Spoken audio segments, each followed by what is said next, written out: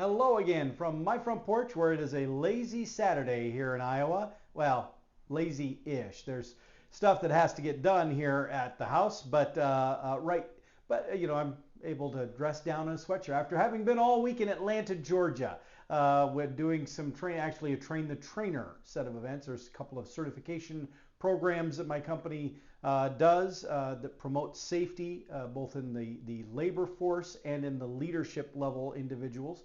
And in order to facilitate those, you have to be trained. And so I attended those. I think I passed. I think I was okay. But it was a long week with that, and a lot of dressing up a bit and being professional, which I like to think I normally am. But this episode though, this is probably going to be my least favorite episode ever. And I honestly really debated whether I would even do this. Because frankly, to say I am ashamed of myself is an understatement of the highest order. Yesterday, Friday the 13th here of October, I fell prey to a very obvious scam, and I didn't even see it coming until it was done.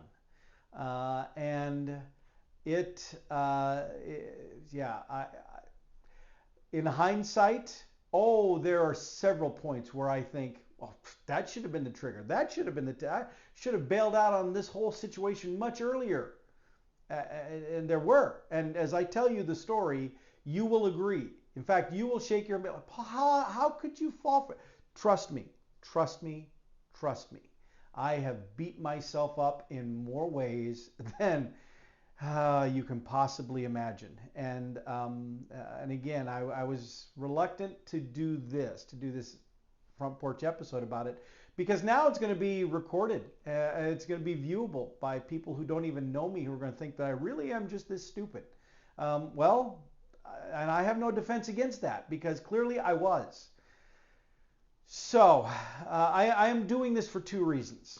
One, because I want to give hope or solace to individuals who also fall for something that they shouldn't fall for. To beat yourselves up as well for having been just boneheaded. Sorry, McCoy, Mulder, no offense. But you do something and you feel embarrassed and humiliated afterwards, and you just want to keep it to yourself and hope nobody finds out, because you can't bear the humiliation that would come with that. And so you might just suck it up. You might suffer. You might lose money and not tell anybody you did. Whatever it is, you might want to cover it up because you just don't want anyone to know you were that dumb, that gullible. I get it. Trust me, I get it now for sure. But I want you to know you are not alone. You may not even be that stupid. You were just that naive, that trusting, and sometimes that can really bite you in the butt. The other reason I'm sharing this is because I want to tip you off to a few things that might help you in the future if you run into something like this and you start getting led down the proverbial primrose path with some of these things, because some of these scam people are getting apparently quite inventive. And so here's what happened. I was actually getting ready to head over to see my parents, head over to Carol, and I got a text message from the CEO of my company, Carl Watson. And it came on my work phone, said it was from Carl Watson, and spoke to me by name. Hey, Paul, this is Carl Watson. I got a favor to ask of you. Can you do something for me? Something to that effect. I'm not reading the text verbatim. I don't have my phone here. So I'm like, well, I was trying to get ready to get out of time. Yeah, okay, sure. And so he asks me to go to the nearest grocery store. It starts to feel a little bit like a scavenger hunt here. Go to the nearest grocery store. Go there. take a picture of the gift cards. Let me see the denominations of gift cards. I'm like, okay. So now I'm gonna pause this point because there's a lot of stuff here that in normal situations I would think was completely screwy and out of line, and actually it obviously was. But just a little while, just before actually I went down to this training in Atlanta, I'd received this nice little letter, this nice little card from Carl. That he had sent me this birthday card with, I don't know if you can see it, but a handwritten inscription there. It says, Paul, happy birthday. Hope you have a wonderful and blessed day on the 2nd. It has been a pleasure to get to know you a little these last few months, and I look forward to working with you to move Baker forward in the coming years. Carl. P.S. Apologies for a little late because it didn't come actually on the 2nd. But so anyway, that was a very nice card, nice personal thing that I got from the CEO of the company. So I appreciate that. So as he is having me go to the store and look at these gift cards here. Would you hold on to that again? Right there. Thanks, McCoy. The thought goes through my head that he's having me get a gift card for myself. That's what he's doing. That he sent this nice happy birthday card, but he hadn't actually sent any kind of a gift card or anything in it or something. Not that I would expect that, but that maybe he's now thinking, I probably should have got him. So he's trying to do a little fun thing. Hey, a little scavenger hunt kind of feel. We'll go to the store, pick out a gift card, buy it, and now expense that because that's my gift to you. That's Baker's gift to you, whatever. So that's the story I told myself. So I really, in a way, set myself up to fall for this because I had now created in my head a narrative story that allowed some of the subsequent stuff to make sense in the context of this story I'd concocted. So he says, what a denomination shows, and he tells me to grab an Apple card and to get one for $500. You heard me, $500. Now at this point, I honestly was a little confused because I'm thinking, well, if this is going to be a gift for me that I'm going to expense, what in the world am I going to do with a $500 gift card? But then, I thought, well, there could be something else going on. I don't know. This, this CEO of my company calling me by name, messaging me on my work phone, and so This is where my insanity set in. I go along. I go through the line. I buy Apple gift card for $500. The lady at the checkout line even says, "Ooh, $500. Who's this for?" And I said, "I have no idea." And she goes, "What?" I said, "The CEO of my company." I had my phone right there. I said, "Point to it. CEO of my company asked me to buy it. So if CEO asks you to go buy something, you go buy it." And she goes, "Oh, okay, yeah, I understand, And so I purchase it. I get out, I get another text, hey, how's it going? Did you pick it up? And I'm like, yes, I did. Now here's where I should have already pushed back before I bought the gift card. I should have said, well, now what's this for, Carl? Because even if it was a gift for me, knowing that I had no need for a $500 gift card, I should have pushed back and said that's when and honestly, if this was legit and it was really Carl and he was actually getting it for me, I'd have preferred an Amazon gift card for $500. So I should have engaged more at that point. I did not. Shame on me. I bought the card. Shame on me. Then this is the part that is really tough for me to admit. That I was really this stupid. I get out to my car. I get another text message from Carl saying, hey, how's it going? Were you able to get it? And I said, yeah, I was able to get it. And he asks me to scratch off the number on the back and send him a picture of it. Now the gift cards now from Apple, they don't have a scratch off badge. At least the one that I had, it was this little envelope thing you open up and you pull out another cardboard thing that's slipped up inside it. It's got an Apple sticker on one side. On the back side, it just has the number written out there. So there's no scratching of anything. But why would he have needed that number? Because what you're scratching off, what I'm taking a picture of, is the number that you enter into your Apple account to add the $500 to your account. Why would he need that from me? Because if this was something that he was getting for Baker purposes, there are admin people that work there. There are other individuals right there. If he was at home, he was in Houston or wherever in the country he was at, there are other people right there he could have sent out to get something for him. Why would he have been asking me to do this? See, these are all questions that are really sensible, logical questions that I didn't even think about at the time. I was just trying to, hey, CEO's asking me blah, blah. So I'll send him a picture of that. Also asked me to send him a picture of the receipt, which I did. Now, I later learned that I was wise in what I sent the picture of the receipt, in that I didn't send a picture of the entire receipt. And that's going to come into play here in a little bit. So anyway, I sent him those pictures. Why? Don't even ask me why, because I have no answer. And then Carl says, great, just wait right there in the parking lot for a little bit.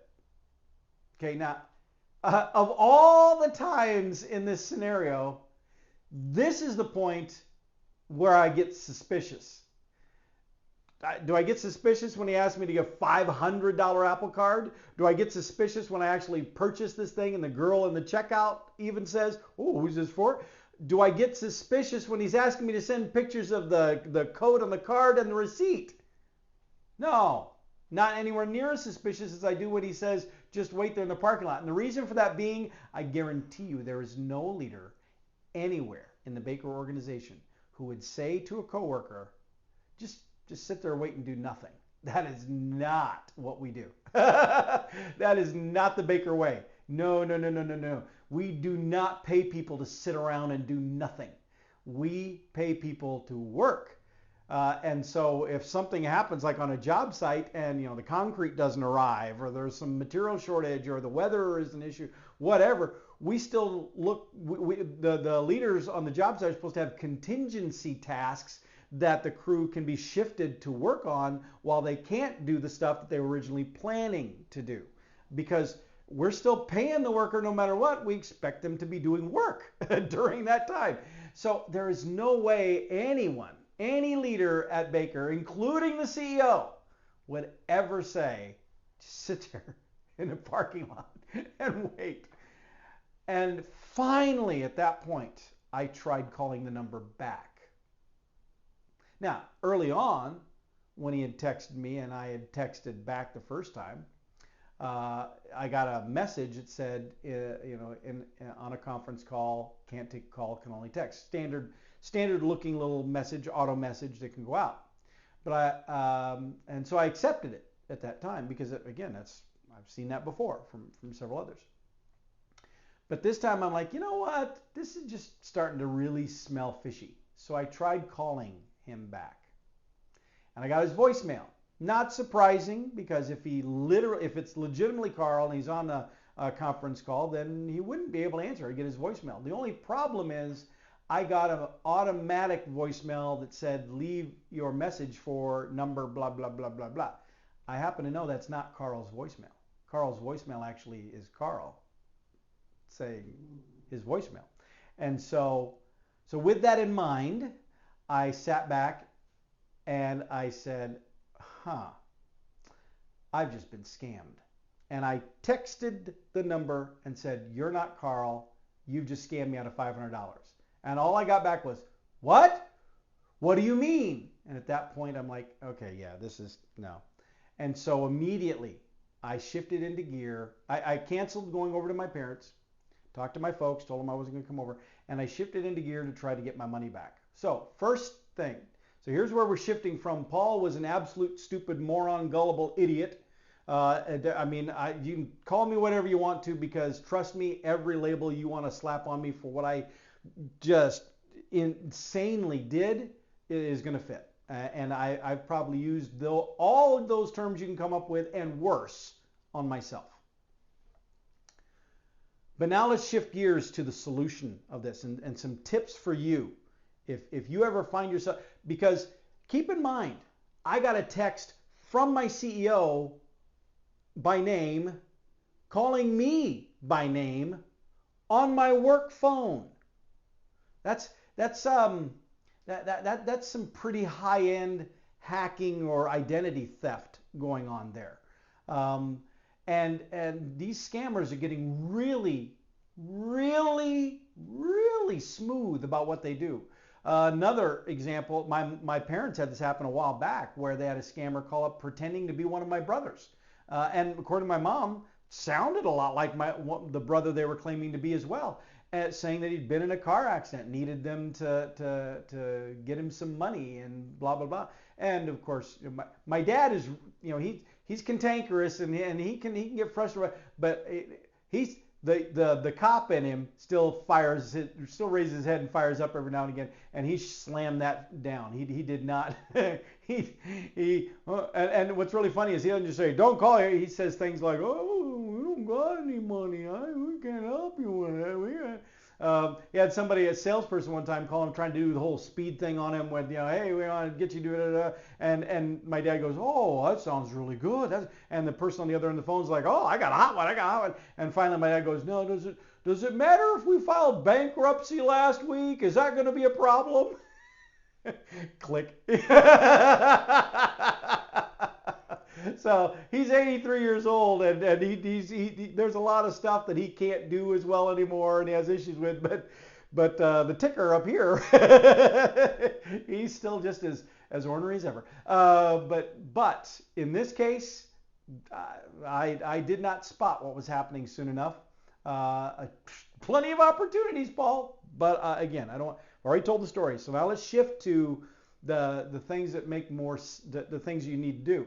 If you find yourself, even if it sounds totally legit and you are willing to go for this. First of all, I used my bank debit card to buy the gift card. I should not have done that. Should have used a credit card. Now you say, well, on my bank debit card, it's got a credit card logo. Yes, it does. Now, when you purchase with PIN enter, when you type in your PIN number, then that's just a debit card. There is no credit. When you sign for the purchase, it should be the credit card thing. But because it's a bank debit card, apparently it's still a grayish area there. Because if you buy it with a credit card, then you can contact that credit card company and you can get them to not pay that, to back that away. That didn't work for me because I contacted my bank, and I had been Bank of the West, BMO, I think they call themselves, has recently purchased them, and over the last month or so it's been switching over to the new bank. And so I called my bank, my new bank, and tell them what's happened, and basically they told me there's nothing they could do for me because they said, well, since you purchased it with PIN entry, and I said I didn't. I said skip PIN, but it didn't ask me to sign anything either. It just took the card and ran with it, which I was honestly shocked about. But apparently because it was my bank debit card, the credit card protection-y stuff didn't kick in, I guess. I don't know. I do not know enough about those things to be able to say where the fine line there might be. What I do know is, if at all possible, if you get asked to purchase something like this, and even if you think it's legit, if at all possible, use a credit card to buy it, not directly from your bank account, because you may have a layer of protection right there you can immediately go after. I did not have that because I used my bank debit card. So the bank recommends I go to the store where I bought the thing, and that I ask the store to refund the money because that's where the fraud occurred. That's not really where the fraud occurred. I bought it legitimately, But I went to the store and I told them what happened, and they were very nice about it. And they also said, the lady leans over to me, because of course I'm very self-deprecating at this point. I'm just like, she leans over on the counter and she says, and sir, just so you know, we see a lot of this. We hear this kind of thing, not this exact scenario, but scams related to gift card purchases a lot.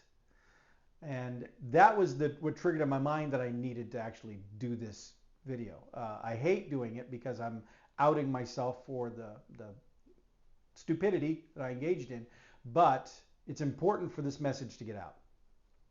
So anyway, I was at the store. There was nothing they could do for me there because, again, it was legitimately purchased. There was no fraud there. The fact that I was defrauded by somebody else makes no difference. So they told me that it would not be something they could do. All right, well, but they did suggest that on the back of the gift card thing itself, there's an 800 number to call Apple, and you could try that. Well, at this point, I was pretty down. I was pretty dejected because I was convinced that I had now just been taught a $500 lesson. And if my bank couldn't help me and if Hy-Vee couldn't help me, then there was no way Apple was going to help me. Apple is all about phone trees and automated prompts, and you know, it's just I'm not going to get anywhere with that. But for $500, I should at least try. So when I got home, I pulled out the number and I called and I start talking to the lady and I tell her what's going on. I tell her why I am with this, and she proceeds to tell me also that they get this a lot, all the time. But they have ways of, number one, determining who the actual rightful purchaser is, in this case me, not whoever was claiming the number, and there are things that they can do. Now, I'm not even going to get into all the details of that conversation because I think that there were some things that she shared with me that, you know, they would prefer don't get out because it tips off the scammers. So instead, what I will share is that they had me take a picture of the gift card front and back and the envelope that it came in front and back and the entire receipt showing all four corners. If you ever get asked to send someone a picture of the receipt, do not include the whole receipt. Don't do all four, because I'm assuming that's one of the ways they confirm you are the actual buyer because you actually have the whole receipt. If the scammers tried to submit the receipt saying, no, this is ours, we bought it, here's, we have the receipt, they don't have the entire receipt because that's not what I sent. Now, I didn't know that at the time. That was a fluke that I sent them a bad picture. But still, that was a saving grace of what I had on my end. But what this nice lady, Chantel was her name, she was very helpful, very nice, very understanding. And she proceeded to walk me through a process wherein she was able to validate who I was, validate that I was the actual purchaser of it. And she then identified that somebody had already entered that code number into an Apple account. She was able to take that $500 out of that account, just yank it out of their account, and then was able to literally shut down that other Apple account. Just knock the legs out from under it. She was then able to take that $500 and credit it to my Apple account. And then when she was able to credit to my Apple account, because I still don't need $500 in Apple credit, she was able to process a refund. Now, for whatever reason, Apple sends their refunds by paper check, which seems very archaic. So I have to wait 4 to 6 weeks for it to show up as a paper check. But the bottom line is I will get my $500 back. And that is very, very happy ending on that part for me. Still very stupid on my part that it even happened in the first place, but there was a solution. So my tips to you are, well, first of all, don't be gullible, but also when someone says send me the picture stuff, only send, don't send all of those pictures I just said. Don't do that, because those are the images that they will use to validate who the actual owner is if you run into a situation like mine. So keep that close to the chest, if you will, and then also be mindful of where that money would be going. It seems that I have two Apple IDs. I use a Gmail account, and Apple has its own ID it issues you, and I've gone in and tried to get all of my Apple ID stuff shifted to my Gmail account because I don't want to use the apple.com thing. Well, when she initially tried to put the money into my Apple account, she put it in the apple.com one, and then it wasn't showing up, and so she asked me to confirm what it was, and I said it was one with Gmail. She said, "Oh, okay, well we got to switch this around," and so she did that because if she hadn't done that, it would look like my account was the one engaging in scam, and my whole account would have been deleted, and we don't want that to happen either. So she was able to switch that around too. Now I was lucky. I got it taken care of. Can't always be as lucky. The best prevention is to just ask questions, push back. Don't be afraid to inquire more about it. As I said, I have a happy ending. Well, in 4 to 6 weeks, I'll have an even happier ending. But I would have preferred the situation didn't even happen in the first place. That'd be a whole lot less embarrassing, a whole lot less hassle. So let this be a lesson to you as well. Be mindful of what you're doing and who you're doing it with. Even if you get a text message or a phone call and it sounds legit, be skeptical.